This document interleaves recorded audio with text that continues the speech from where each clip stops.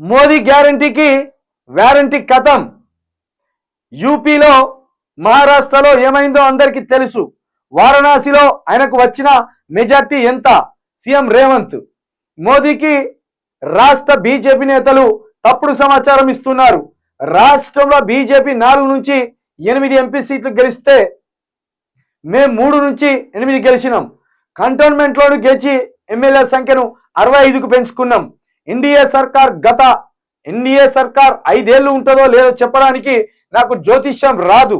10 ఏళ్ళు అన్ని వర్గాలను మోడీ ప్రభుత్వం మోసం చేసిందని 5 ఢిల్లీలో సిడబ్ల్యూసి సమావేశానికి హాజరు. మోదీకి రాష్ట్ర బీజేపీ నేతలు తప్పుడు సమాచారం ఇస్తున్నారట. ఆయనకు బీజేపీ నేతలు తప్పుడు సమాచారం ఇస్తే నీకు వచ్చిన బాధ ఏంది?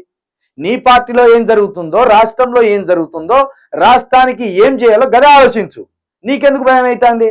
అంటే ఇలా కుట్ర బన్నుతున్నారు బీజేపీ నేతలు అనేది ఇక్కడ స్పష్టంగా అర్థమవుతున్నది కదా. కుట్ర బన్నితే ఈయన సీటు ఊసిపోతుంది అనేది ఈయనకు భయం అవుతున్నది కదా. అందుకు రాష్ట్రంలో బీజేపీ 4 నుంచి 8 ఎంపీ సీట్లు గెలిస్తే మేము 3 నుంచి 8 గెలిచినాం అని ఈయన జబ్బలు ఈయన జరుచుకునే ఒక కార్యక్రమం ఏర్పాటు చేసుకున్నారు. వాళ్ళెన్ని గెలిచిళ్ళు పక్కన పెట్టు, వీళ్ళెన్ని గెలిచిళ్ళు పక్కన పెట్టు. అయిపోయింది రాజకీయం. ఎన్నికలు అయిపోయినాయి, రాజకీయం అయిపోయింది. నువ్వేం చేస్తున్నావు రాష్ట్ర ముఖ్యమంత్రిగా అనేది ముఖ్యం. 65 సీట్లకు ఎమ్మెల్యేలను పెంచుకున్నాం. కంటోన్మెంట్ కూడా గెలిచి 65 సీట్లకు పెంచుకున్నాం అంటున్నాం. బాగానే ఉన్నది. ఎన్డీఏ సర్కార్ 5 ఏళ్ళు ఉంటుందో లేదో చెప్పడానికి నాకు జ్యోతిష్యం రాదంట. ఇప్పుడు పుసుకున్న ఎన్డీఏ ప్రభుత్వం కూలిపోతుంది అంటే ఇక్కడ 65 సీట్లతో ఈయన ప్రభుత్వం ఉన్నది కూడా ఈయనది కూడా కూలిపోతుందని ఈయన భయం ఈయనకు పట్టుకున్నది. అందుకే ఎన్డీఏ కూలిపోతుంది అంటలేదు ఎట్టి పరిస్థితిలో. ఆ ధైర్యం చేస్తలేడు. ఇండియా కూలిపోతుంది అన్న మరుక్షణమే మోడీ, అమిత్ షా వీళ్ళందరూ కలిసి ఏం మాట్లాడుతాడు అక్కడ రేవంత్ రెడ్డి అంటే, సార్ మన ప్రభుత్వం ఆట కూలిపోతుందట సార్, మన కూటమి ఆట కూలిపోతుందట అంటే ఇమీడియట్లీ రేవంత్ రెడ్డిని తీసుకుపోయి జైలు వేసినాక ఆయన ప్రభుత్వాన్ని కూలగొట్టుర్రి. ఈ కార్యక్రమానికి వాళ్ళు శ్రీకారం చుడతారని తెలిసే చాలా జాగ్రత్తగా పొదుపుగా మాట్లాడుతున్నారు. ఇంకా ఈ కార్యక్రమం అంతా పక్కన పెడితే మీరు ఈ వార్తలు ఒకటి గమనించిందో లేదో, రేవంత్ రెడ్డి ఎంత కాదనుకున్నా మన ముఖ్యమంత్రి, తెలంగాణ రాష్ట్రానికి మన ముఖ్యమంత్రికి ఢిల్లీ పెద్దలు ఎంత గౌరవం ఇస్తున్నారో చూడు. ఇది ఇక్కడ నిలబడ్డాడు మన ముఖ్యమంత్రి గారు. ఒక రాష్ట్రానికి ముఖ్యమంత్రి రేవంత్ రెడ్డి గారు, పైగా అది మన తెలంగాణ రాష్ట్రానికి ముఖ్యమంత్రి.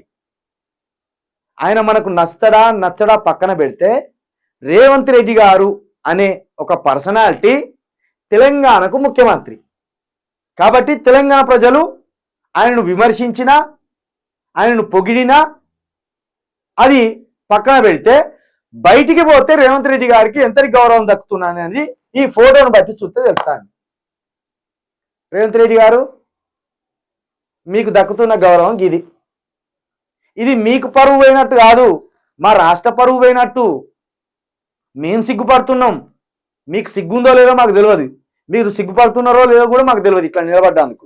కానీ మిమ్మల్ని చూసినందుకు మాకు సిగ్గు అనిపిస్తుంది. అట్లా ఒక బంట్రౌత్ లాగా ఇట్లా నిలబడి ముఖ్యమంత్రి మీరు, 4 కోట్ల ప్రజలకు ముఖ్యమంత్రి మీరు, తెలంగాణ రాష్ట్రానికి ముఖ్యమంత్రి మీరు. సోనియా గాంధీ గారికి బంట్రౌత్ కాదు మీరు. ఆమె పార్టీ ద్వారా ముఖ్యమంత్రి కావచ్చు కానీ తెలంగాణ రాష్ట్రానికి ముఖ్యమంత్రి మీరు. కాంగ్రెస్ పార్టీకి ముఖ్యమంత్రి కాదు మీరు. కాంగ్రెస్ పార్టీకి బంట్రౌత్ కావచ్చు కానీ తెలంగాణ రాష్ట్రానికి మీరు లీడర్. తెలంగాణ రాష్ట్రానికి ముఖ్యమంత్రికి మీరు లీడర్. అలాంటి ముఖ్యమంత్రిని సోనియా గాంధీకి ఇట్లా నిలబెట్టింది. ఇప్పుడు ఇక్కడ వివేక్ కొడుక్కి, ఇక్కడ ఉన్న వాళ్ళకి రేవంత్ రెడ్డికి ఏమన్నా తేడా ఉన్నదా? ఏం తేడా లేదు. అందరిని నిలబెట్టింది. మార్కెట్లో ఎద్దులను నిలబెట్టినట్టు నిలబెట్టింది, గొర్రెలను నిలబెట్టినట్టు నిలబెట్టింది. గిరి ఇక్కడికి వచ్చింది మన పనితనం. తెలంగాణ గౌరవం ఇక్కడికి వచ్చింది. సోనియా గాంధీ, అదేవిధంగా దిగ్విజయ్ సింగ్, అదేవిధంగా ఈయనెవలో వీళ్ళేమో కూర్చున్నారు. ఢిల్లీ పెద్దల దగ్గర మీరు ఎప్పుడు నిలబడాలి అన్నట్లేదు. గిదే 14 సీట్లు మనకిస్తే కేసీఆర్ గిట్లా నిలబడతాడా? పోయి వెనక చేతులు కట్టుకొని లేదా గిట్లా కట్టుకొని నిలబడతాడా? ప్రాంతీయ పార్టీ బలం ఏందో ఇప్పుడు తెలుసుకోవాలి మనం. ప్రాంతీయ పార్టీలకు ఉన్న బలం ఏందో ఇప్పుడు తెలుసుకోవాలి. చంద్రబాబు నాయుడు ఏమో అక్కడ కూర్చున్నాడు, మోడీ పక్కన కాలు మీద కాలేసుకొని కూర్చున్నాడు. నితీష్ కుమార్ కాలు మీద కాలేసుకొని కూర్చున్నాడు. రేవంత్ రెడ్డి ఏమో మన ముఖ్యమంత్రి అయిపోయి వెనక నిలబడ్డాడు ఇట్లా చేతులు కట్టుకొని చిన్నపిల్లగాని లెక్క. బంట్రౌత్ కంటే అధ్వానం అయిపోయింది రేవంత్ రెడ్డి గారి పరిస్థితి. మీ మీ మీ పరువు పోతే మీకు పరువు పోయినట్టు అనిపిస్తుందేమో, మీ పరువు పోతే మా రాష్ట్ర పరువు పోయినట్టు ఇక్కడ ప్రజలు బాధపడుతున్నారు. ఎందుకండి ఇది? ఎంత బాధాకరమే ఇది, ఎంత బాధాకరం. నిలబెట్టి పడేసాను మన ముఖ్యమంత్రిని పసి బాలుని లెక్క పిచ్చని నిలబెట్టి పడేసాను. ఎవడెవడో కూర్చున్నాడు, మన రాష్ట్ర ముఖ్యమంత్రిని మాత్రం అవమానించాడు. ఇది మన రాష్ట్ర ముఖ్యమంత్రికి ఏమాత్రం బాధ అనిపిస్తలేదు. పైగా ఏదో యుద్ధానికి పోయినట్టు ఇట్లా నిలబడ్డాడు శాతిరిష్.